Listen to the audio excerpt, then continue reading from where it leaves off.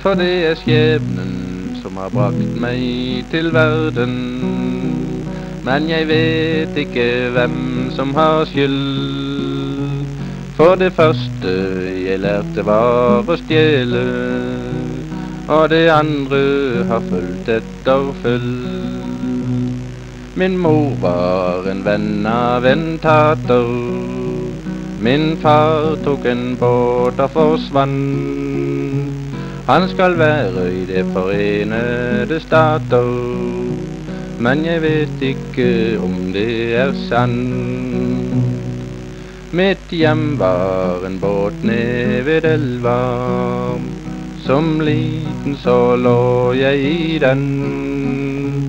Men en dag jeg kom ned var den hvelva. Siden da har ikke jeg hatt noe hjem.